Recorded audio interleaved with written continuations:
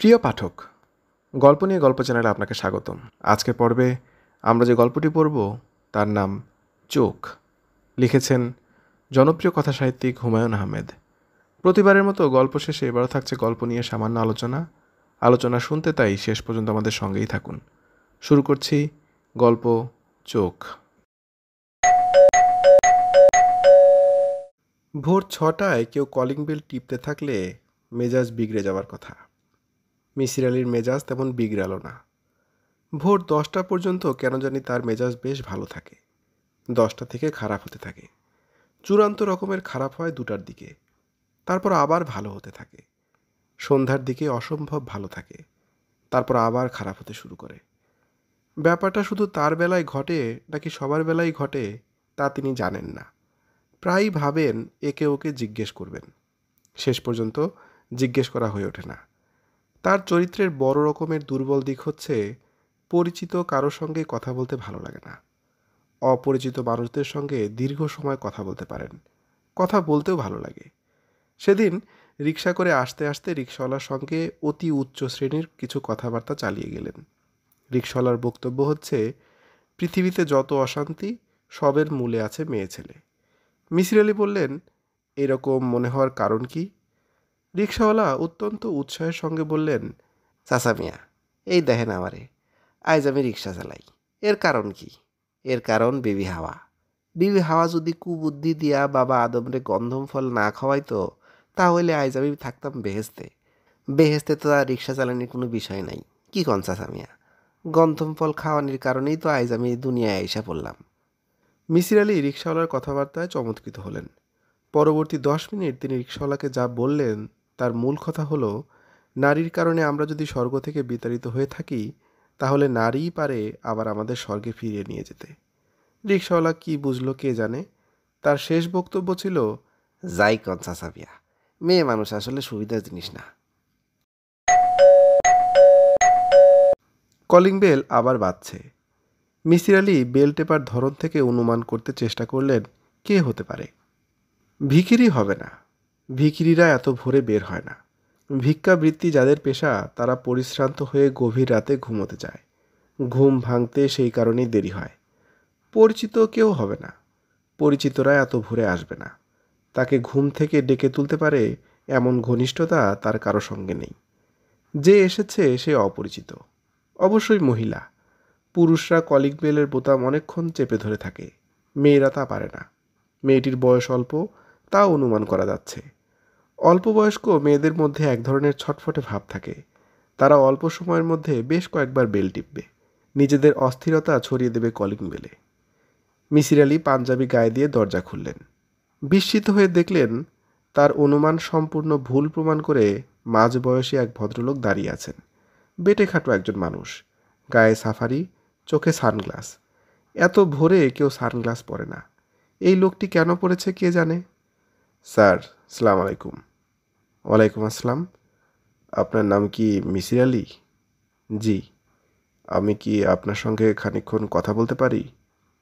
মিসির আলি কী বলবেন মনস্থির করতে পারলেন না। লোকটিকে তিনি পছন্দ করছেন না, তবে তার মধ্যে এক ধরনের আত্মবিশ্বাস লক্ষ্য করছেন, যা তার ভালো লাগছে। আত্মবিশ্বাসের ব্যাপারটা আজকাল আর দেখাই যায় না। লোকটি শান্ত গলায় বলল, আমি আপনার কিছুটা সময় নষ্ট করব ঠিকই, তবে তার জন্য আমি পে করব। পে করবেন? জি, প্রতি ঘন্টায় আমি আপনাকে 1000 করে টাকা দেব। আশা করি আপনি আপত্তি করবেন না। আমি কি ভেতরে আসতে পারি? আসুন। লোকটি ভেতরে ঢুকতে ঢুকতে বলল, মনে হচ্ছে আপনার এখনও হাত মুখ ধোয়া হয়নি। আপনি হাত মুখ ধুয়ে আসুন, আমি অপেক্ষা করছি। মিসির আলি বললেন, ঘন্টা হিসেবে আপনি যে আমাকে টাকা দেবেন সেই হিসেব কি এখন থেকে শুরু হবে, নাকি হাত মুখ ধুয়ে আপনার সামনে বসার পর থেকে শুরু হবে? লোকটি খানিকটা অপ্রস্তুত হয়ে বলল, টাকার কথায় আপনি কি রাগ করেছেন? রাগ করিনি, মজা পেয়েছি। চা খাবেন? খেতে পারি, দুধ ছাড়া। মিসির আলি স্বাভাবিক ভঙ্গিতে বললেন, এক কাজ করুন, রান্নাঘরে চলে যান, কেতলি বসিয়ে দিন, 2 কাপ বানান, আমাকেও 1 কাপ দেবেন। ভদ্রলোক হতভম্ব হয়ে তাকিয়ে রইলেন। মিসির আলি হাসি মুখে বললেন, আমাকে ঘন্টা হিসেবে পে করবেন বলে যেভাবে হকচকিয়ে দিয়েছিলেন, আমিও ঠিক একইভাবে আপনাকে হকচকিয়ে দিলাম। বসুন, চা বানাতে হবে না। 7টার সময় রাস্তার ওপাশে রেস্টুরেন্ট থেকে আমার জন্য চা নাস্তা আসে, তখন আপনার জন্যেও চা আনিয়ে দেব। Thank you sir. আপনি কথা বলার সময় বারবার বাঁ দিকে ঘুরছেন। আমার মনে হচ্ছে আপনার বাঁ চোখটা নষ্ট। এই জন্যে কি কালো চশমা পরে আছেন? ভদ্রলোক সহজ গলায় বললেন, জি, আমার বাঁ চোখটা পাথরের। ভদ্রলোক সোফার এক কোণে বসলেন। মিসির আলি লক্ষ্য করলেন লোকটি শির দ্বারা সোজা করে বসে আছে। চাকরির ইন্টারভিউ দিতে এলে ক্যান্ডিডেটরা যে ভঙ্গিতে চেয়ারে বসে, অবিকল সেই ভঙ্গি। মিসির আলি বললেন, আজকের খবরের কাগজ এখনও আসেনি। গত দিনের কাগজ দিতে পারি, যদি আপনি চোখ বোলাতে চান। আমি খবরের কাগজ পড়ি না। একা একা বসে থেকে আমার অভ্যাস আছে। আমার জন্য আপনার ব্যস্ত হতে হবে না। শুরুতে টাকা দেওয়ার কথা বলে যদি আমি আপনাকে আহত করে থাকি, তার জন্য ক্ষমা প্রার্থনা করছি। মিসির আলি টুথব্রাশ হাতে বাথরুমে ঢুকে গেলেন।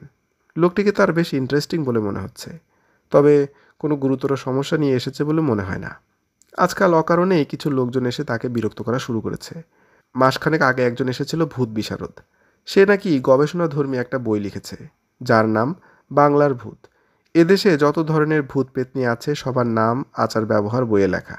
মেছো ভূত, কেছো ভূত, জলাভূত, শাকচুন্নি, কন্ধকাটা, কুনিভূত, আদিভূত, সর্বমোট 106 রকমের ভূত। মিসির আলি বিরক্ত হয়ে বলেছিলেন, ভাই, আমার কাছে কেন? আমি সারা জীবন ভূত নেই এটা প্রমাণ করতে চেষ্টা করেছি। সেই লোক মহা উৎসাহে বলল, কোন কোন ভূত নেই বলে প্রমাণ করেছেন এইটা বলুন। আমার কাছে ক্যাসেট প্লেয়ার আছে, আমি টেপ করে নেব। সানগ্লাস পরা বেটে ভদ্রলোক সেই পদের কেউ কি না কে জানে। তোয়ালে দিয়ে মুখ মুছতে মুছতে মিসির আলি বললেন, ভাই বলুন, কি ব্যাপার? প্রথমেই আমার নাম বলি। এখনও আমি আপনাকে আমার নাম বলিনি। আমার নাম রাশেদুল করিম। আমেরিকার টেক্সাসের এমএনএন বিশ্ববিদ্যালয়ের গণিত বিভাগের আমি একজন অধ্যাপক। বর্তমানে 1 বছরের সাবটিক্যাল লিভে দেশে এসেছি। আপনার খোঁজ কিভাবে এবং কার কাছে পেয়েছি তা কি বলবো? তার দরকার নেই। কী জন্য আমার খোঁজ করছেন সেটা বলুন। আমি কি ধূমপান করতে পারি? সিগারেট খেতে খেতে কথা বললে আমার জন্য সুবিধা হবে। সিগারেটের ধোঁয়া এক ধরনের আড়াল সৃষ্টি করে। আপনি সিগারেট খেতে পারেন, কোনো অসুবিধা নেই। ছাই কোথায় ফেলবো? আমি কোনো অ্যাস্ট্রে দেখতে পাচ্ছি না। মেঝেতেই ফেলুন। আমার গোটা বাড়িটাই একটা অ্যাস্ট্রে। রাশেদুল করিম সিগারেট ধরিয়েই কথা বলা শুরু করলেন। তার গলার স্বর ভারী এবং স্পষ্ট। কথাবার্তা খুব গোছানো। কথা শুনে মনে হয় তিনি কি বলবেন তা আগে ফাঁকেই জানেন। কোন বাক্যটির পর কোন বাক্য বলবেন তাও ঠিক করা, যেন ক্লাসের বক্তৃতা। আগে থেকে ঠিকঠাক করা। প্রবাসী বাঙালিরা এক নাগারে বাংলায় কথা বলতে পারেন না। ইনি তা পারছেন। আমার বয়স এ নভেম্বরে 50 হবে। সম্ভবত আমাকে দেখে তা বুঝতে পারছেন না। আমার মাথার চুল সব সাদা। কলম ব্যবহার করছি গত 4 বছর থেকে। আমার স্বাস্থ্য ভালো। নিয়মিত ব্যায়াম করি। মুখের চামড়ায় এখনও ভাঁজ পড়েনি। বয়সজনিত অসুখ বিসুখ কোনোটাই আমার নেই। আমার ধারণা শারীরিক এবং মানসিক দিক দিয়ে আমার কর্মক্ষমতা এখন একজন 35 বছরের যুবকের মতো। এই কথাটা বলার উদ্দেশ্য হচ্ছে, আমি বিয়ে করতে যাচ্ছি।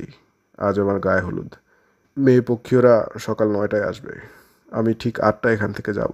8টা পর্যন্ত সময় কি আমাকে দেবেন? দেব। ভালো কথা। এটা নিশ্চয়ই আপনার প্রথম বিয়ে না? এর আগেও আপনি বিয়ে করেছেন? জি, এর আগে একবার বিয়ে করেছি। এটি আমার দ্বিতীয় বিয়ে। আমি আগেও বিয়ে করেছি তা কি করে বললেন? আজ আপনার গায়ে হলুদ, তা খুব সহজভাবে বললেন দেখে অনুমান করলাম। বিয়ের তীব্র উত্তেজনা আপনার মধ্যে দেখতে পাইনি। সব মানুষ তো একরকম নয়। এক একজন এক এক রকম। উত্তেজনার ব্যাপারটি আমার মধ্যে একেবারেই নেই। প্রথমবার যখন বিয়ে করি তখনও আমার মধ্যে বিন্দুমাত্র উত্তেজনা ছিল না। সেদিনও আমি যথারীতি ক্লাসে গিয়েছি। গ্রুপ থিওরির উপরে 1 ঘন্টা লেকচার দিয়েছি। ঠিক আছে, আপনি বলে যান। রাশেদুল করিম শান্ত গলায় বললেন, আপনার ভেতরে একটা প্রবণতা লক্ষ্য করছি। আমাকে আর 10টা মানুষের দলে ফেলে বিচার করার চেষ্টা করেছেন। দয়া করে তা করবেন না। আমি আর 10 জনের মতো নই। আপনি শুরু করুন। অঙ্কশাস্ত্রে এমএ ডিগ্রি নিয়ে আমি আমেরিকা যাই পিএইচডি করতে। এমএতে আমার রেজাল্ট ভালো ছিল না। টেনে টুনে সেকেন্ড ক্লাস। প্রাইভেট কলেজে কলেজে চাকরি খুঁজে বেড়াচ্ছি। তখন বন্ধুদের দেখা দেখি জিআরই পরীক্ষা দিয়ে ফেললাম। জিআরই পরীক্ষা কি তাকে আপনি জানেন? Graduate record examination. আমেরিকান ইউনিভার্সিটিতে গ্র্যাজুয়েট ক্লাসে ভর্তি হতে হলে এই পরীক্ষা দিতে হয়।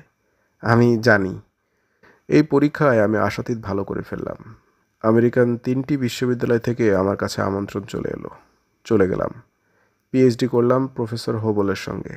আমার পিএইচডি ছিল গ্রুপ থিওরির একটা শাখায়, নন অ্যাবেলিয়ান ফাংশনের উপর। পিএইচডির কাজ এতই ভালো হলো যে আমি রাতারাতি বিখ্যাত হয়ে গেলাম। অঙ্ক নিয়ে বর্তমানকালে যারা নাড়াচাড়া করেন তারা সবাই আমার নাম জানেন। অঙ্কশাস্ত্রের একটা ফাংশন আছে যা আমার নামে পরিচিত, আর কে এক্সপোনেনশিয়াল। আর কে হচ্ছে রাশেদুল করিম। পিএইচডির পরপরই আমি মন্টানা স্টেট ইউনিভার্সিটিতে অধ্যাপনার কাজ পেয়ে গেলাম। সেই বছরই বিয়ে করলাম। মেয়েটি মন্টানা বিশ্ববিদ্যালয়ের ফাইন আর্টসের ছাত্রী, স্প্যানিশ আমেরিকান, নাম জুডি বার্নার। প্রেমের বিয়ে? প্রেমের বিয়ে বলাটা বোধহয় ঠিক হবে না, বাছাবাছির বিয়ে বলতে পারেন। জুডি অনেক বাছাবাছির পর আমাকে পছন্দ করলো। আপনাকে পছন্দ করার কারণ কি? আমি ঠিক অপছন্দ করার মতো মানুষ সেই সময় ছিলাম না। আমার একটি চোখ পাথরের ছিল না। চেহারা তেমন ভালো না হলেও দুটি সুন্দর চোখ ছিল। আমার মা বলতেন রাশেদের চোখ জন্ম কাজল পরানো। সুন্দর চোখের ব্যাপারটা অবশ্য ধর্তব্য নয়। আমেরিকান তরুণীরা প্রেমিকদের সুন্দর চোখ নিয়ে মাথা ঘামায় না। তারা দেখে প্রেমিক কী পরিমাণ টাকা করেছে এবং ভবিষ্যতে কী পরিমাণ টাকা সে করতে পারবে। সেই দিক দিয়ে আমি মোটামুটি আদর্শ স্থানীয়ই বলা চলে। 30 বছর বয়সে একটি আমেরিকান বিশ্ববিদ্যালয়ে ফ্যাকাল্টি পজিশন পেয়ে গেছি। টেনিওর পেতে কোনো সমস্যা হবে না। জুডি স্বামী হিসেবে আমাকে নির্বাচন করলো। আমার দিক থেকে আপত্তির কোনো কারণ ছিল না। জুডি চমৎকার একটা মেয়ে। 100 বছর সাধনার ধন হয়তো নয়, তবে বিনা সাধনায় পাওয়ার মতো মেয়েও নয়। বিয়ের 7 দিনের মাথায় আমরা হানিমুন করতে চলে গেলাম সান ফ্রান্সিসকো। উঠলাম হোটেল বেডফোর্ডে। দ্বিতীয় রাতের ঘটনা। ঘুমোচ্ছিলাম, কান্নার শব্দে ঘুম ভেঙে গেল। তাকিয়ে দেখি জুডি পাশে নেই। ঘড়িতে রাত 3:10 বাজছে। বাথরুমের দরজা বন্ধ। সেখান থেকে ফুপিয়ে ফুপিয়ে কান্নার শব্দ আসছে। আমি বিস্মিত হয়ে উঠে গেলাম। দরজা ধাক্কা দিয়ে বললাম, কি হয়েছে জুডি, কি হয়েছে? কান্না থেমে গেল, তবে জুডি কোনো জবাব দিল না। অনেক ধাক্কাধাক্কির পর সে দরজা খুলে হতভম্ব হয়ে আমাকে দেখতে লাগলো। আমি বললাম, কি হয়েছে? সে ক্ষীণ স্বরে বলল, ভয় পেয়েছি। কিসের ভয়? জানি না কিসের ভয়। ভয় পেয়েছো তো আমাকে ডেকে তোলনি কেন? বাথরুমে দরজা বন্ধ করেছিলে কেন? জুডি জবাব দিল না। এক দৃষ্টিতে আমার দিকে তাকিয়ে রইল। আমি বললাম, ব্যাপারটা কি আমাকে খুলে বলো তো। সকালে বলবো। না, এখনই বলো, কি দেখে ভয় পেয়েছো? জুডি অস্পষ্ট স্বরে বলল, তোমাকে দেখে। আমাকে দেখে ভয় পেয়েছো মানে? আমি কি করেছি? জুডি যা বলল তা হচ্ছে, রাতে তার ঘুম ভেঙে যায়। হোটেলের ঘরে নাইট লাইট জ্বলছিল। এই আলোয় সে দেখে তার পাশে যে শুয়ে আছে সে কোনো জীবন্ত মানুষ নয়, মৃত মানুষ। যে মৃত মানুষের গা থেকে সব দেহের গন্ধ বেরুচ্ছে। সে ভয়ে কাঁপতে থাকে, তবু সাহসে হাত বাড়িয়ে মানুষটাকে স্পর্শ করে। স্পর্শ করেই চমকে ওঠে, কারণ মানুষটার শরীর বরফের মতোই শীতল। সে পুরোপুরি নিশ্চিত হয়ে যায় যে আমি মারা গেছি। তার জন্য এটা বড় ধরনের শখ হলেও সে যথেষ্ট সাহস দেখায়। টেবিল ল্যাম্প জ্বেলে দেয় এবং হোটেল ম্যানেজারকে টেলিফোন করবার জন্য টেলিফোন সেট হাতে তুলে নেয়। ঠিক তখন সে লক্ষ্য করে মৃতদেহের দুটি বন্ধ চোখের একটি ধীরে ধীরে খুলছে। সেই একটি মাত্র খোলা চোখ তীব্র দৃষ্টিতে তাকিয়ে আছে তার দিকে। জুডি টেলিফোন ফেলে দিয়ে ছুটে বাথরুমে ঢুকে দরজা বন্ধ করে দেয়। এই হলো ঘটনা। রাশেদুল করিম কথা শেষ করে সিগারেট ধরালেন। হাতের ঘড়ি দেখলেন। মিসির আলি বললেন, থামলেন কেন? 7টা বেজেছে। আপনি বলেছেন 7টার সময় আপনার জন্য চা আসে। আমি চায়ের জন্য অপেক্ষা করছি। চা খেয়ে শুরু করব। আমার গল্প শুনতে আপনার কেমন লাগছে? ইন্টারেস্টিং। এই গল্প কি আপনি অনেকের সঙ্গে করেছেন? আপনার গল্প বলার ধরন থেকে মনে হচ্ছে অনেকের সঙ্গে এই গল্প করেছেন। আপনার অনুমান সঠিক। 6 থেকে 7 জনকে আমি বলেছি। এর মধ্যে সাইকিয়াট্রিস্ট আছেন, পুলিশের লোক আছে। পুলিশের লোক কেন? গল্প শেষ করলেই বুঝতে পারবেন পুলিশের লোক কী জন্যে। চা চলে এলো। চায়ের সঙ্গে পরোটা ভাজি। মিসির আলি নাস্তা করলেন। রাশেদুল করিম সাহেব পরপর 2 কাপ চা খেলেন। আমি কি শুরু করব? জি, শুরু করুন। আমাদের হানিমুন মাত্র 3 দিন স্থায়ী হলো। জুডিকে নিয়ে পুরনো জায়গায় চলে এলাম। মনটা খুবই খারাপ। জুডির কথাবার্তা কিছুই বুঝতে পারছি না। রোজ রাতে সে ভয়ঙ্কর চিৎকার করে ওঠে, ছুটে ঘর থেকে বের হয়ে যায়। আমি যখন জেগে উঠে তাকে সান্ত্বনা দিতে যাই, তখন সে এমনভাবে তাকায় যেন আমি একটা পিশাচ কিংবা মূর্তিমান শয়তান। আমার দুঃখের কোনো সীমা রইল না। সেই সময় নন অ্যাবেলিয়ান গ্রুপের উপর একটা জটিল এবং গুরুত্বপূর্ণ কাজ করছিলাম। আমার দরকার ঠান্ডা মাথায় চিন্তা করার মতো পরিবেশ, মানসিক শান্তি। সব দূর হয়ে গেল। অবশ্য দিনের বেলা যদি থাকে স্বাভাবিক, সে বদলাতে শুরু করে সূর্য ডোবার পর থেকে। আমি তাকে একজন সাইকিয়াট্রিস্টের কাছে নিয়ে গেলাম। সাইকিয়াট্রিস্ট প্রথমে সন্দেহ করলেন সমস্যা ড্রাগ ঘটিত, হয়তো জুডি ড্রাগে অভ্যস্ত। সেই সময় বাজারে হ্যালুসিনেটিং ড্রাগ এলএসডি প্রথম এসেছে। শিল্প সাহিত্যের লোকজন শখ করে এই ড্রাগ খাচ্ছেন, বড় গলায় বলছেন মাইন্ড অল্টারিং ট্রিপ নিয়ে এসেছি। জুডি ফাইন আর্টসের ছাত্রী, ট্রিপ নেওয়া তার পক্ষে খুব অস্বাভাবিক না। দেখা গেল ড্রাগ ঘটিত কোনো সমস্যা তার নেই, সে কখনো ড্রাগ নেয়নি। সাইকিয়াট্রিস্টরা তার শৈশবের জীবনে কোনো সমস্যা ছিল কি না তাও বের করতে চেষ্টা করলেন, লাভ হলো না। জুডি এসেছে গ্রামের কৃষক পরিবার থেকে। এ ধরনের পরিবারে তেমন কোনো সমস্যা থাকে না, তাদের জীবনযাত্রা সহজ এবং স্বাভাবিক। সাইকিয়াট্রিস্ট জুডিকে ঘুমের ওষুধ দিলেন, কড়া ডোজের ফেনোবারবিটন। আমাকে বললেন, আপনি সম্ভবত লেখাপড়া নিয়ে থাকেন। স্ত্রীর প্রতি, বিশেষ করে নববিবাহিত স্ত্রীর প্রতি যতটা সময় দেওয়া দরকার তা দিচ্ছেন না। আপনার প্রতি আপনার স্ত্রীর এক ধরনের ক্ষোভ জন্মগ্রহণ করেছে। সে যা বলছে তা ক্ষোভেরই বহিঃপ্রকাশ। জুডির কথা একটাই, আমি ঘুমোবার পর আমার দেহে প্রাণ থাকে না। একজন মৃত মানুষের শরীর যেমন অসাড় হয়ে পড়ে থাকে, আমার শরীরও সেরকম পড়ে থাকে। ঘুমের মধ্যে মানুষ হাত নাড়ে, পা নাড়ে, আমি তার কিছুই করি না, নিঃশ্বাস পর্যন্ত ফেলি না। শরীর হয়ে যায় বরফের মতো শীতল। একসময় গা থেকে মৃত মানুষের শরীরের পচা গন্ধ বেরোতে থাকে এবং তখন আচমকা আমার বাঁ চোখ খুলে যায়। সেই চোখে আমি এক দৃষ্টিতে তার দিকে তাকিয়ে থাকি। সেই চোখের দৃষ্টি সাপের মতো কুটিল। জুরির কথা শুনে আমার ধারণা হলো, হতেও তো পারে, জগতে কত রহস্যময় ব্যাপারই তো ঘটে। হয়তো আমার নিজেরই কোনো সমস্যা আছে। আমি ডাক্তারের কাছে গেলাম, স্লিপ অ্যানালিস্ট। জানার উদ্দেশ্য একটাই, ঘুমের মধ্যে আমার কোনো শারীরিক পরিবর্তন হয় কি না। ডাক্তাররা পুঙ্খানুপুঙ্খ পরীক্ষা করলেন, একবার না বারবার করলেন। দেখা গেল আমার ঘুম 8-10টা মানুষের ঘুমের চেয়ে আলাদা নয়। ঘুমের মধ্যে আমিও হাত পা নাড়ি। অন্য মানুষদের মতো ঘুমের 3টি স্তর পার হতে হয়, আমারও হয়। ঘুমের সময় 8-10টা মানুষের মতো আমার শরীরের উত্তাপও আধা ডিগ্রি হ্রাস পায়। আমিও অন্য সবার মতো স্বপ্ন ও দুঃস্বপ্ন দেখি। জুডি সব দেখে শুনে বলল, ডাক্তাররা জানে না, ডাক্তাররা কিছুই জানে না। আমি জানি, তুমি আসলে মানুষ না। দিনের বেলা তুমি মানুষ থাকো, সূর্য ডোবার পর থাকো না। আমি কি হই? তুমি পিশাচ বা এই জাতীয় কিছু হয়ে যাও। আমি বললাম, এভাবে তো বাস করা সম্ভব না, তুমি বরং আলাদা থাকো। খুবই আশ্চর্যের ব্যাপার, জুডি তাতে রাজি হলো না। অতি তুচ্ছ কারণে আমেরিকানদের বিয়ে ভাঙে। স্বামীর পছন্দ হলুদ রঙের বিছানার চাদর, স্ত্রীর পছন্দ নীল রং। ভেঙে গেল বিয়ে। আমাদের এত বড় সমস্যা, কিন্তু বিয়ে ভাঙল না। আমি বেশ কয়েকবার তাকে বললাম, জুডি তুমি আলাদা হয়ে যাও, ভালো দেখে একটা ছেলেকে বিয়ে করো। সারা জীবন তোমার সামনে পড়ে আছে, তুমি এভাবে জীবনটা নষ্ট করতে পারো না। জুডি প্রতিবারই বলে, যাই হোক, যত সমস্যাই হোক, আমি তোমাকে ছেড়ে যাব না। I love you, I love you. আমি গল্পের প্রায় শেষ পর্যায়ে চলে এসেছি। শেষ অংশটি বলার আগে আমি আপনাকে আমার চোখের দিকে তাকাতে অনুরোধ করব। দয়া করে আমার চোখের দিকে তাকান। রাশেদুল করিম সানগ্লাস খুলে ফেললেন। মিসির আলি তৎক্ষণাৎ বললেন, আপনার চোখ সুন্দর, সত্যি সুন্দর। আপনার মা যে বলতেন চোখে জন্ম কাজল, ঠিকই বলতেন। রাশেদুল করিম বললেন, পৃথিবীতে সবচেয়ে সুন্দর চোখ কার ছিল জানেন? ক্লিওপেট্রার। অধিকাংশ মানুষের তাই ধারণা। এ ধারণা সত্যি নয়। পৃথিবীতে সবচেয়ে সুন্দর চোখ ছিল বুদ্ধদেবের পুত্র কুণালের। ইংরেজ কবি শেলির চোখও খুব সুন্দর ছিল। আমার স্ত্রীর ধারণা, এই পৃথিবীতে সবচেয়ে সুন্দর চোখ আমার।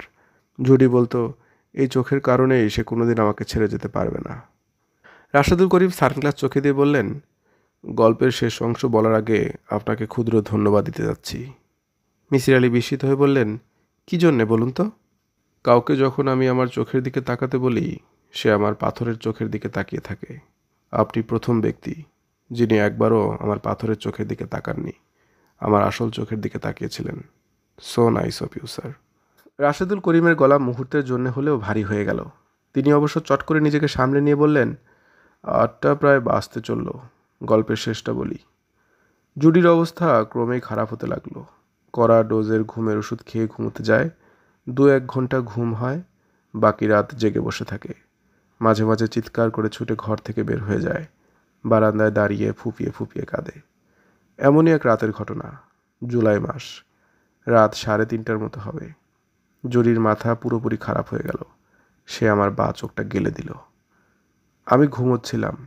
নারকীয় যন্ত্রণায় চিৎকার করে উঠলাম। সেই ভয়াবহ কষ্টের কোনো সীমা পরিসীমা নেই। রাশেদুল করিম চুপ করলেন। তার কপালে বিন্দু বিন্দু ঘাম জমতে লাগলো। মিসির আলি বললেন, কি দিয়ে চোখ গেলে দিলেন? সূচালো পেন্সিল দিয়ে। আমার মাথার বালিশের নিচে প্যাড এবং পেন্সিল থাকে। তখন গ্রুপ থিওরি নিয়ে গভীর চিন্তায় ছিলাম। মাথায় যদি হঠাৎ কিছু আসে, তা লিখে ফেলার জন্য বালিশের নিচে প্যাড এবং পেন্সিল রাখতাম। আপনার স্ত্রী এ ঘটনা প্রসঙ্গে কি বক্তব্য দিয়েছেন? তার মাথা পুরোপুরি নষ্ট হয়ে গিয়েছিল। সে কিছুই বলেনি, শুধু চিৎকার করেছে। তার একটি বক্তব্য, এই লোকটি পিশাচ। আমি প্রমাণ পেয়েছি। কেউ বিশ্বাস করবে না, কিন্তু আমার কাছে প্রমাণ আছে। কি প্রমাণ আছে তা কি কখনো জিজ্ঞেস করা হয়েছে? না, একজন উন্মাদকে প্রশ্ন করে বিপর্যস্ত করার কোনো মানে হয় না। তাছাড়া আমি তখন ছিলাম হাসপাতালে। আমি হাসপাতালে থাকতে থাকতেই জুডির মৃত্যু হয়। স্বাভাবিক মৃত্যু? না, স্বাভাবিক মৃত্যু নয়। সে মারা যায় ঘুমের ওষুধ খেয়ে। এইটুকুই আমার গল্প। আমি আপনার কাছে একটাই অনুরোধ নিয়ে এসেছি। আপনি সমস্যাটা কি বের করবেন, আমাকে সাহায্য করবেন। আমি যদি পিশাচ হই তাও আমাকে বলবেন। এই ফাইলের ভেতর জুডির একটা স্কেচ বুক আছে। স্কেচ বুকে নানান ধরনের কমেন্টস লেখা আছে। এই কমেন্টসগুলি পড়লে জুডির মানসিক অবস্থা আঁচ করতে আপনার সুবিধা হতে পারে। 8টা বাজে। আমি তাহলে উঠি। আবার কবে আসবেন? আগামীকাল ভোর 6টায়। ভালো কথা। আমার এই গল্পে কোথাও কি প্রকাশ পেয়েছে জুডিকে আমি কতটা ভালোবাসতাম? না, প্রকাশ পাইনি। জুডির প্রতি আমার ভালোবাসা ছিল সীমাহীন। আমি এখন উঠছি। ছিল বলছেন কেন? এখন কি নেই? ভদ্রলোক জবাব দিলেন না। রাশেদুল করিম চলে যাবার পর মিসির আলি ফাইল খুললেন। ফাইলের শুরুতে একটা খাম। খামের ওপর মিসির আলির নাম লেখা। মিসির আলি খাম খুললেন। খামের ভেতরে ইংরেজিতে একটা চিঠি লেখা, সঙ্গে 4টি $100 নোট। চিঠি খুবই সংক্ষিপ্ত। প্রিয় মহোদয়, আপনার সার্ভিসের জন্য সম্মানী বাবদ সামান্য কিছু দেয়া হলো। গ্রহণ করলে খুশি হব। বিনীত আর করিম। মিসির আলি স্কেচ বুকের প্রতিটি পাতা সাবধানে উল্টালেন। চারকোল এবং পেন্সিলে স্কেচ আঁকা। প্রতিটি স্কেচের নিচে আঁকার তারিখ। স্কেচের বিষয়বস্তু অতি তুচ্ছ, সবই ঘরোয়া জিনিস। একজোড়া জুতা, মলাট ছেঁড়া বই, টিভি, বুকশেলফ। স্কেচ বুকের শেষের দিকে শুধুই চোখের ছবি। বিড়ালের চোখ, কুকুরের চোখ, মাছের চোখ এবং মানুষের চোখ। মানুষের চোখের মডেল যে রাশেদুল করিম তা বলার অপেক্ষা রাখে না। না বললেও ছবির নিচে মন্তব্য থেকে বোঝা যাচ্ছে। মন্তব্যগুলো বেশ দীর্ঘ। যেমন একটি মন্তব্য, আমি খুব মন দিয়ে আমার স্বামীর চোখ লক্ষ্য করছি। মানুষের চোখ এক এক সময় এক এক রকম থাকে। ভোরবেলার চোখ এবং দুপুরের চোখ এক নয়। আরও একটি জিনিস লক্ষ্য করলাম, চোখের আইরিশের ট্রান্সপারেন্সি মুডের উপর বদলায়। বিষাদগ্রস্ত মানুষের চোখের আইরিশ থাকে অস্বচ্ছ। মানুষ যতই আনন্দিত হতে থাকে, তার চোখের আইরিশ ততই স্বচ্ছ হতে থাকে। আমার এই অবজারভেশন কতটুকু সত্য তা বুঝতে পারছি না। মেয়েটি মাঝে মাঝে তার মনের অবস্থাও লিখেছে, অনেকটা ডায়েরি লেখার ভঙ্গিতে। মনে হয় হাতের কাছে ডায়েরি না থাকায় স্কেচ বুকে লিখে রেখেছে। সব লেখাই পেন্সিলে। প্রচুর কাটাকুটি আছে। কিছু লাইন রাবার ঘষে তুলেও ফেলা হয়েছে। 18/4/82। আমি ভয়ে অস্থির হয়ে আছি। নিজেকে বোঝানোর চেষ্টা করছি, এই ভয় অমূলক। বোঝাতে পারছি না। আমি আমার স্বামীকে ভয় পাচ্ছি, এই তথ্য স্বভাবতই স্বামী বেচারার জন্য সুখকর নয়। সে নানাভাবে আমাকে সান্ত্বনা দেবার চেষ্টা করছে। কিছু কিছু চেষ্টা বেশ হাস্যকর।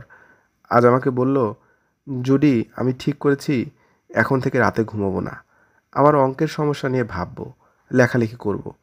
তুমি নিশ্চিন্ত হয়ে ঘুমাও, আমি দিনের বেলায় ঘুমোবো। একজন মানুষের জন্য 4 ঘন্টা ঘুমই যথেষ্ট। নেপোলিয়ান মাত্র 3 ঘন্টা ঘুমাতেন। আমি এই গম্ভীর স্বল্পভাষী লোকটিকে ভালোবাসি, ভালোবাসি, ভালোবাসি, ভালোবাসি। আমি চাই না আমার কোনো কারণে সে কষ্ট পাক, কিন্তু সে কষ্ট পাচ্ছে, খুব কষ্ট পাচ্ছে। হে ঈশ্বর, তুমি আমার মন শান্ত করো। আমার ভয় দূর করে দাও। 21/4/82। যে জিনিস খুব সুন্দর তা কত দ্রুত অসুন্দর হতে পারে, বিস্মিত হয়ে আমি তাই দেখছি। রাশেদের ধারণা আমি অসুস্থ। সত্যি কি অসুস্থ?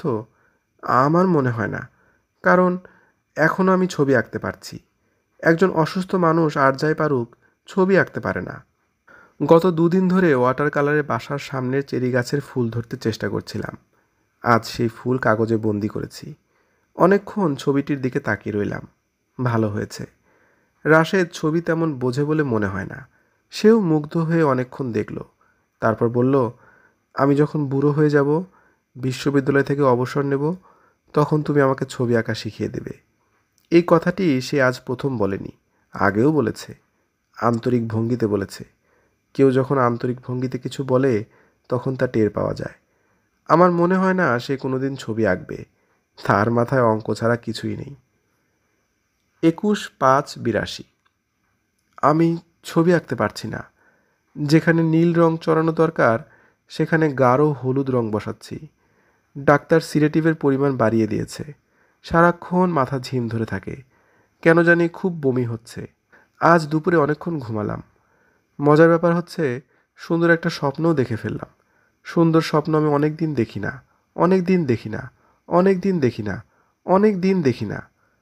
আচ্ছা, আমি কি পাগল হয়ে যাচ্ছি? শুনেছি পাগলরাই একই কথা বারবার লেখে, কারণ তাদের মাথায় একটি বাক্যই বারবার ঘুরপাক খায়। বৃহস্পতিবার কিংবা বুধবার। আজ কত তারিখ আমি জানি না। বেশ কয়েকদিন ধরেই দিন তারিখে গণ্ডগোল হচ্ছে। আজ কত তারিখ তা জানার কোনো রকম আগ্রহ বোধ করছি না। তবে মনের অবস্থা লেখার চেষ্টা করছি, যাতে পরবর্তী সময়ে কেউ আমার লেখা পড়ে বুঝবে যে মাথা খারাপ হবার সময় একজন মানুষ কী ভাবে, কী চিন্তা করে। মাথা খারাপের প্রথম লক্ষণ হচ্ছে আলো অসহ্য হওয়া। আমি এখন আলো সহ্য করতে পারি না। দিনের বেলায় দরজা জানালা বন্ধ করে রাখি। ঘর অন্ধকার বলেই প্রায় অনুমানের উপর নির্ভর করে আজকের এই লেখা লিখছি। দ্বিতীয় লক্ষণ হচ্ছে সারাক্ষণ শরীরে এক ধরনের জ্বালা অনুভব করা। মনে হয় সব কাপড় খুলে বাথটাবে শুয়ে থাকতে পারলে ভালো লাগতো।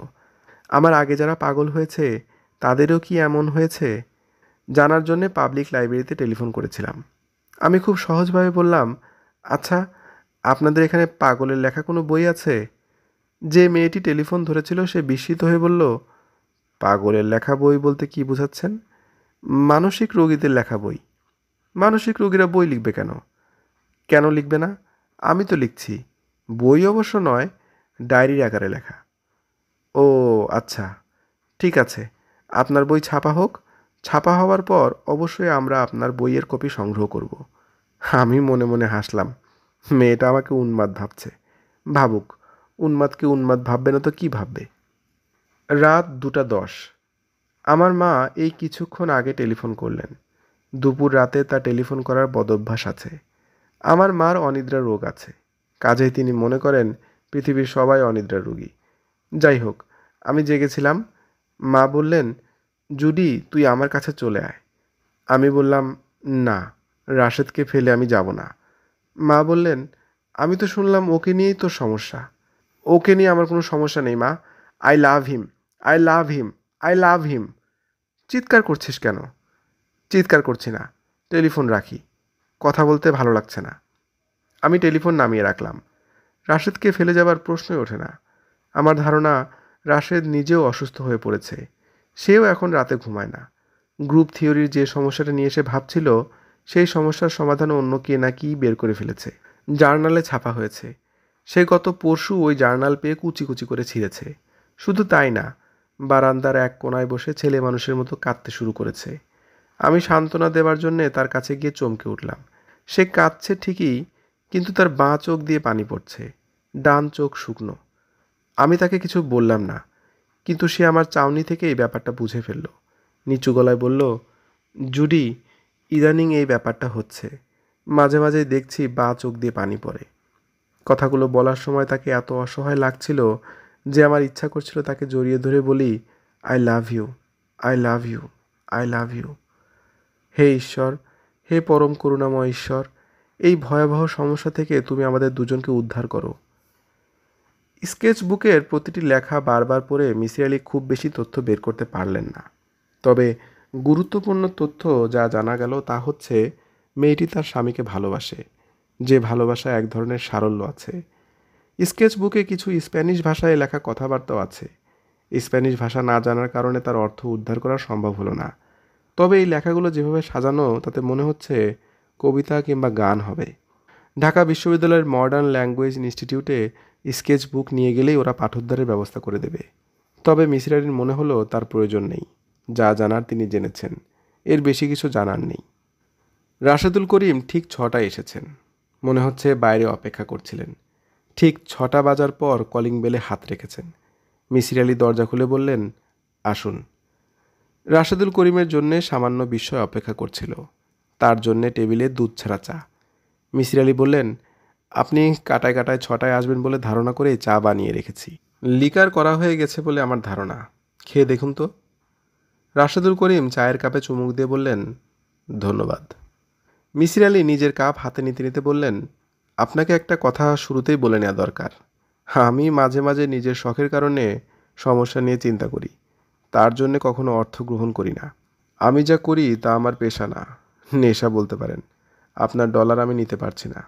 তাছাড়া অধিকাংশ সময়ই আমি সমস্যার কোনো সমাধানে পৌঁছাতে পারি না। আমার কাছে 500 পৃষ্ঠার একটা নোট বই আছে। ওই নোট বই ভর্তি এমন সব সমস্যা যার সমাধান আমি বের করতে পারিনি।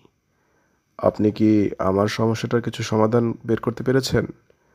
সমস্যার পুরো সমাধান বের করতে পারিনি। আংশিক সমাধান আমার কাছে আছে। আমি মোটামুটিভাবে একটা হাইপোথিসিস দাঁড় করিয়েছি।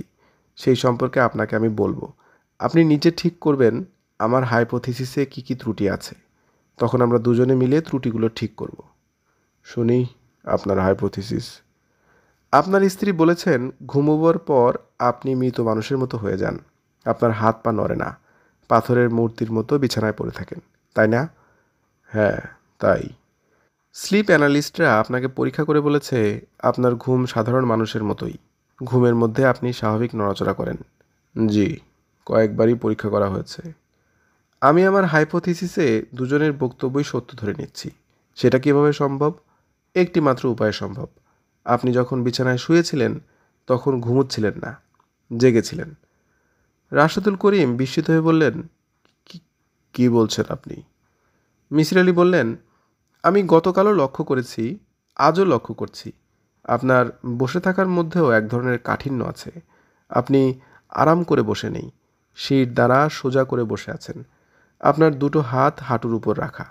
দীর্ঘ সময় চলে গেছে আপনি একবারও হাত বা পা নাড়াননি। অথচ স্বাভাবিকভাবেই আমরা হাত পা নাড়ি, কেউ কেউ পা নাচান। রাশেদুল করিম চুপ করে রইলেন। মিসির আলি বললেন, ওই রাতে আপনি বিছানায় শুয়েছেন, মূর্তির মতো শুয়েছেন। চোখ বন্ধ করে ভাবছেন আপনার অঙ্কের সমস্যা নিয়ে, গভীরভাবে ভাবছেন। মানুষ যখন গভীরভাবে কিছু ভাবে তখন এক ধরনের ট্রেন্স স্টেটে ভাব জগতে চলে যায়। গভীরভাবে কিছু ভাবা হচ্ছে এক ধরনের মেডিটেশন। রাশেদুল করিম সাহেব। জি। অঙ্ক নিয়ে ওই ধরনের গভীর চিন্তা কি আপনি প্রায়ই করেন না? জি, করি। আপনি কি লক্ষ্য করেছেন এই সময় আশেপাশে কি ঘটছে তা আপনার খেয়াল থাকে না? লক্ষ্য করেছি। আপনি নিশ্চয়ই আরও লক্ষ্য করেছেন যে এই অবস্থায় আপনি ঘন্টার পর ঘন্টা পার করে দিচ্ছেন। লক্ষ্য করেননি? জি, করেছি। তাহলে আমি আমার হাইপোথিসিসে ফিরে আসি। আপনি বিছানায় শুয়ে আছেন, আপনার মাথায় অঙ্কের জটিল সমস্যা। আপনি ভাবছেন আর ভাবছেন। আপনার হাত পা নড়ছে না। নিঃশ্বাস এত ধীরে পড়ছে যে মনে হচ্ছে আপনি মৃত। রাশেদুল করিম সাহেব সানগ্লাস খুলে এক দৃষ্টিতে তাকিয়ে রইলেন। মিসির আলি বললেন, ভালো কথা। আপনি কি লেফট হ্যান্ডেড পারসন, নেটা? ভদ্রলোক বিস্মিত হয়ে বললেন, হ্যাঁ, কেন বলুন তো? আমার হাইপোথিসিসের জন্যে আপনার লেফট হ্যান্ডেড পারসন হওয়া খুবই প্রয়োজন। কেন? বলছি। তার আগে শুরুতে যা বলছিলাম সেখানে ফিরে যাই। দৃশ্যটি আপনি দয়া করে কল্পনা করুন। আপনি এক ধরনের ট্রেন্স অবস্থায় আছেন। আপনার স্ত্রী জেগে আছেন, ভীত চোখে আপনাকে দেখছেন। আপনার এই অবস্থার সঙ্গে তার পরিচয় নেই। তিনি ভয়ে অস্থির হয়ে গেছেন। তার ধারণা হলো আপনি মারা গেছেন। তিনি আপনার গায়ে হাত দিয়ে আরও ভয় পেয়ে গেলেন, কারণ আপনার গা হিমশীতল। গা হিমশীতল হবে কেন? মানুষ যখন গভীর ট্রেন্স স্টেটে চলে যায় তখন তার হার্টবিট কমে যায়, নিঃশ্বাস প্রশ্বাস ধীরে বয়, শরীরের টেম্পারেচার 2 থেকে 3 ডিগ্রি পর্যন্ত নেমে যায়। এইটুকু নেমে যাওয়া মানে অনেকখানি নেমে যাওয়া। যাই হোক, আপনার স্ত্রী আপনার গায়ে হাত দেওয়ার কিছুক্ষণের মধ্যেই আপনি তাকালেন, কিন্তু এক চোখ মেলে, বাঁ চোখে। ডান চোখটি তখনও বন্ধ। কেন? ব্যাখ্যা করছি। রাইট হ্যান্ডেড পার্সন যারা আছে তাদের এক চোখ বন্ধ করে অন্য চোখে তাকাতে বললে তারা বাঁ চোখ বন্ধ করে ডান চোখে তাকাবে। ডান চোখ বন্ধ করে বাঁ চোখে তাকানো তাদের পক্ষে সম্ভব নয়। এটা সম্ভব শুধু যারা ন্যাটা তাদের জন্যেই। আপনি লেফট হ্যান্ডেড পার্সন, আপনি এক ধরনের গভীর ট্রেন্স স্টেটে আছেন। আপনার স্ত্রী আপনার গায়ে হাত রেখেছেন। আপনি কি হচ্ছে জানতে চাচ্ছেন। চোখ মেলছেন। দুটি চোখ মেলতে চাচ্ছেন না। গভীর আলস্যে একটা চোখ কোনো মতে মেললেন। অবশ্যই সেই চোখ হবে বাঁ চোখ। আমার যুক্তি কি গ্রহণযোগ্য মনে হচ্ছে? রাশেদুল করিম হ্যাঁ না কিছুই বললেন না।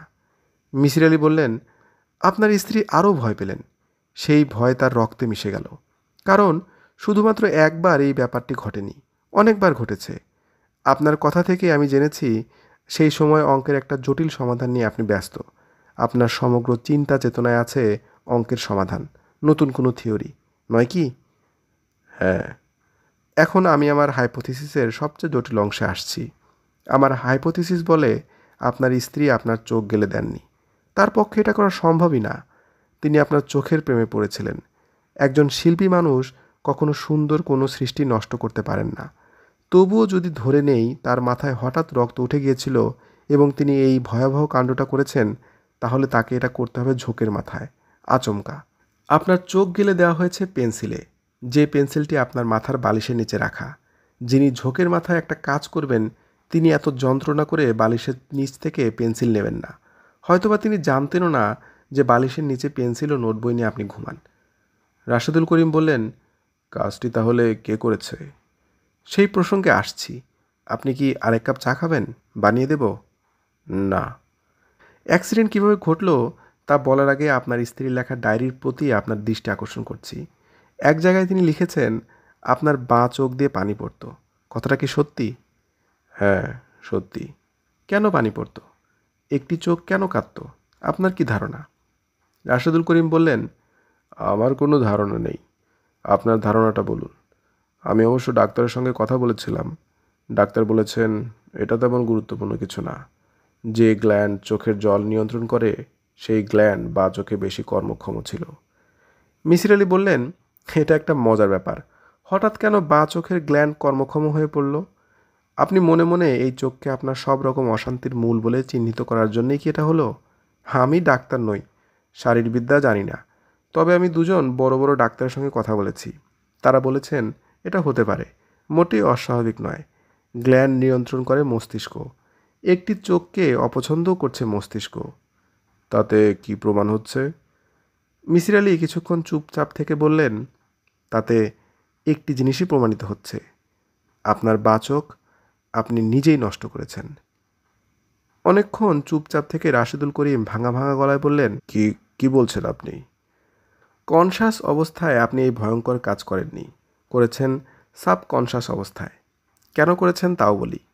আপনি আপনার স্ত্রীকে অসম্ভব ভালোবাসেন।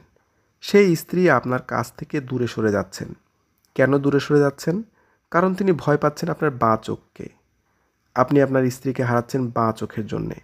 আপনার ভেতরের রাগ অভিমান জমতে শুরু করেছে। সেই রাগ আপনার নিজের একটি প্রত্যঙ্গের ওপর, চোখের ওপর। এই রাগের সঙ্গে যুক্ত হয়েছে প্রচণ্ড হতাশা। আপনি যে বিষয় নিয়ে গবেষণা করছেন সেই গবেষণা অন্য একজন করে ফেলেছেন। জার্নালে তা প্রকাশিত হয়ে গেছে। আপনার চোখ সমস্যা তৈরি না করলে এমনটা ঘটতো না। নিজেই গবেষণাটা শেষ করতে পারতেন। সব কিছুর জন্য দায়ী হলো চোখ। মিসির আলি আরেকটি সিগারেট ধরাতে ধরাতে বললেন, আমার এই হাইপোথিসিসের পেছনে আরেকটি শক্ত যুক্তি আছে। যুক্তিটি বলে আমি কথা শেষ করব। বলুন। আপনার স্ত্রীর পুরোপুরি মস্তিষ্ক বিকৃত হওয়ার পরে যে কথাটা বলতেন তা হলো, এই লোকটা পিশাচ। আমার কাছে প্রমাণ আছে। কেউ আমার কথা বিশ্বাস করবে না, কিন্তু প্রমাণ আছে। তিনি এই কথা বলতেন কারণ পেন্সিল দিয়ে নিজের চোখ নিজেই গেলে দেওয়ার দৃশ্য তিনি দেখেছেন। আমার হাইপোথিসিস আমি আপনাকে বললাম, এর বেশি কিছু আমার বলার নেই। রাশেদুল করিম দীর্ঘ সময় চুপ করে রইলেন। মিসির আলি আরেকবার বললেন, ভাই চা করব? চা খাবেন? তিনি এই প্রশ্নেরও জবাব দিলেন না। উঠে দাঁড়ালেন, চোখে সানগ্লাস পরলেন, শুকনো গলায় বললেন, যাই। মিসির আলি বললেন, মনে হচ্ছে আমি আপনাকে আহত করেছি, কষ্ট দিয়েছি। আপনি কিছু মনে করবেন না, নিজের উপরেও রাগ করবেন না। আপনি যা করেছেন প্রচণ্ড ভালোবাসা থেকেই করেছেন। রাশেদুল করিম হাত বাড়িয়ে মিসির আলির হাত ধরে ফেলে বললেন, আমার স্ত্রী বেঁচে থাকলে তার সঙ্গে আপনার পরিচয় করিয়ে দিতাম। আপনি দেখতেন সে কি চমৎকার একটা মেয়ে ছিল, এবং সেও দেখত আপনি কত অসাধারণ একজন মানুষ। ওই দুর্ঘটনার পর জুডির প্রতি তীব্র ঘৃণা নিয়ে আমি বেঁচেছিলাম। আপনি এই অন্যায় ঘৃণা থেকে তাকে মুক্তি দিয়েছেন। জুডির হয়ে আমি আপনাকে ধন্যবাদ জানাচ্ছি। ভদ্রলোকের গলা ধরে এলো। তিনি চোখ থেকে সানগ্লাস খুলে ফেলে বললেন, মিসির আলি সাহেব, ভাই দেখুন, আমার দুটি চোখ থেকেই এখন পানি পড়ছে। চোখ পাথরের হলেও চোখের অশ্রুগ্রন্থি এখনও কার্যক্ষম। 20 বছর পর এই ঘটনা ঘটল। আচ্ছা ভাই, যাই। 2 মাস পর আমেরিকা থেকে বিমান ডাকে মিসির আলি বড় একটা প্যাকেট পেলেন। সেই প্যাকেটে জল রঙে আঁকা একটা চেরি গাছের ছবি, অপূর্ব ছবি। ছবির সঙ্গে একটা নোট। রাশেদুল করিম সাহেব লিখেছেন, আমার সবচেয়ে প্রিয় জিনিসটি আপনাকে দিতে চাচ্ছিলাম। এই ছবিটির চেয়ে প্রিয় কিছু এই মুহূর্তে আমার কাছে নেই, কোনো দিন হবে বলেও মনে হয় না। প্রিয় পাঠক, এতক্ষণ আপনি শুনলেন জনপ্রিয় কথাসাহিত্যিক হুমায়ুন আহমেদ রচিত গল্প চোখ। চোখ গল্পটি নেওয়া হয়েছে হুমায়ুন আহমেদের ভয় নামক গল্প সংকলন থেকে। হুমায়ুন আহমেদ তার জনপ্রিয় চরিত্র হিমুকে নিয়ে কোনো গল্প লেখেননি। এখানে বলে রাখা ভালো যে হিমুর একান্ত সাক্ষাৎকার নামে যে গল্পটি হিমুর রয়েছে, সেখানে কোথাও হিমুর দেখা মেলে না। আসলে হিমুর চরিত্রটাই এমন যে তাকে নিয়ে আসলে গল্প লেখা চলে না। এদিক থেকে মিসির আলি ব্যতিক্রম। মিসির আলি রহস্যের সন্ধান করেন, কিংবা আরও স্পষ্ট করে বললে বলা চলে, রহস্যই তার কাছে আসে। পৃথিবীর আর সব রহস্য সন্ধানী চরিত্রদের নিয়ে তার স্রষ্টারা যেমন একাধিক গল্প ফেঁদেছেন, মিসির আলিকে নিয়েও হুমায়ুন আহমেদ বেশ কয়েকটি গল্প লিখেছেন। তবে অন্যান্য সব রহস্য সন্ধানী চরিত্রের সাথে হুমায়ুন আহমেদ সৃষ্ট এই মিসির আলি চরিত্রের বেশ কিছু মৌলিক পার্থক্য লক্ষ্য করা যায়। মিসির আলির মধ্যে একই সাথে বাস করে একজন রহস্য সন্ধানী গোয়েন্দা আর একজন মনোবিশ্লেষক। গোয়েন্দাদের মতোই তিনি খুঁটিয়ে খুঁটিয়ে সব কিছু দেখেন, মনোযোগ দিয়ে সব কিছু শোনেন, ক্ষেত্রবিশেষে সাহসও দেখান। এদিক থেকে আমাদের পঠিত অন্য গোয়েন্দাদের সাথে মিসির আলির কোনো পার্থক্য লক্ষ্য করা যায় না। কিন্তু তিনি আলাদা হয়ে যান মানব মনস্তত্ত্বের গোপন এলাকায় অবাধ বিচরণের কুশলতায়। এ বস্তু ছাড়া তো গোয়েন্দা হওয়া সম্ভব নয়। মানুষের কথা আর আচরণ থেকে যদি মনের অতলে পৌঁছানো না যায়, তাহলে মানুষের তৈরি করা রহস্যের কিনারা করবে কিভাবে? এমনকি 3 গোয়েন্দার মতো বাচ্চা গোয়েন্দারাও মন পাঠে ওস্তাদ। কিন্তু এই ব্যাপারে অন্যদের সাথে মিসির আলি সাহেবের একটা মৌলিক তফাৎ আছে। অন্যেরা প্রতিভা ও অভিজ্ঞতার সমন্বয়ে মানুষকে পড়ে। মিসির আলিও একই জিনিস করেন, কিন্তু একই সাথে তার আছে পদ্ধতি মাফিক আর ঐতিহাসিক পড়াশোনা। হে জিনিস অন্যদের নাই। মিসির আলির শাস্ত্রের নাম মনোবিজ্ঞান। আমাদের চেনা জানা সাহিত্য জগতে আর কোনো চরিত্র নাই যার কাছে এতগুলো কার্যকর অস্ত্র মজুদ আছে। কিন্তু মিসির আলি একজন মানুষ বই, অন্য কিছু নয়। এটাও প্রকাশ করতে লেখক ভোলেন না। শার্লক হোমসের ক্ষেত্রে আমরা যেমন দেখেছি, একটা জুতার পায়ের ছাপ দেখে ডিডাকশন লজিকে শার্লক হোমস পৌঁছে যান এমন সব সিদ্ধান্তে যা পড়ে পাঠকের মনে ধন্দ লেগে যায়। সত্যিই কি এত কিছু জানা সম্ভব একটা জুতার পায়ের ছাপ দেখে? মিসির আলি এইখানে ব্যতিক্রম হয়ে পড়েন। যেমন এই চোখ গল্পের শুরুতে আমরা দেখি মিসির আলি ডিডাকশন পদ্ধতিতে অনুমান করছেন ভোর 6টায় তার দরজায় কে যেন কলিং বেল বাজাচ্ছে। মিসির আলি ধারণা করছেন যে বাজাচ্ছে সে নিশ্চয়ই কোনো তরুণী হবে, কারণ তরুণীদের মধ্যে এক ধরনের চঞ্চলতা থাকে। তারা এই চঞ্চলতা সব কিছুর মধ্যে ছড়িয়ে দিতে চায়। কিন্তু তার এক প্যারাগ্রাফ পরেই আমরা আবিষ্কার করব তিনি কেমন ভুল ছিলেন। এতে করে কি লেখক আমাদের বোঝাতে চাইলেন মিসির আলির মতো মানুষেরাও ভুল করেন? এবারে চোখ গল্পটির দিকে খানিকটা তাকানো যাক। গল্পটিতে আমরা রাশেদুল করিমের জবানিতে একটা রহস্যময় ঘটনার আবির্ভাব দেখতে পাই রাশেদুল করিমকে তার স্ত্রী মৃত ভেবে ভয় পাচ্ছেন, এবং শেষমেশ তিনি পাগল হয়ে মারাও যান। তবে পূর্ণ মস্তিষ্ক বিকৃতির আগে তিনি রাশেদুল করিমের বাম চোখ পেন্সিল দিয়ে উপড়ে ফেলেন। মোটামুটি রহস্যজনক একটা পরিস্থিতি। অবশ্য শেষমেশ যুক্তিতর্ক দিয়ে দিনের আলোর মতো খোলাসা করে ফেলেন মিসির এই রহস্যটিকে। গল্পটিতে নতুন করে ব্যাখ্যা করার কিছু নেই। এবারে ভিন্ন একটা প্রসঙ্গের অবতারণা করি। সাধারণত সিরিজ গল্প লেখায় হুমায়ুন আহমেদ তেমন পাকা ছিলেন না। মাঝে মাঝেই তিনি অনেক ভুলভাল তথ্য দিয়েছেন। কোথাও উল্লেখ করেছেন মিসির আলি পিএইচডি ডিগ্রি না নিয়েই দেশে ফিরেছেন, আবার কোথাও বলেছেন তিনি একজন পিএইচডি ডিগ্রিধারী লোক। কিন্তু এই গল্পটি পাঠ করতে গিয়ে একটা অদ্ভুত জিনিস লক্ষ্য করা গেল। এখানে তিনি লিখেছেন মিসির আলির কাছে একটা 500 পৃষ্ঠার খাতা আছে, যেখানে তার দ্বারা সমাধান করা সম্ভব হয়নি এমন সব রহস্যের কথা লিখে রেখেছেন তিনি। নিশ্চিতভাবে ধারণা করা যায় এখানে তিনি মিসির আলি আনসলভডের কথা উল্লেখ করছেন। এতে করে মনে একটা ক্ষীণ সন্দেহ জাগে মিসির আলি আনসলভ লেখার আগে হুমায়ুন আহমেদ হয়তো এই গল্পটি আবার পড়েছিলেন। যাই হোক, সবাইকে শুভকামনা জানিয়ে আজকের মতো বিদায় নিচ্ছি। সবাই ভালো থাকবেন, সুস্থ থাকবেন। কথা হবে পরবর্তী কোনো গল্পে। ধন্যবাদ।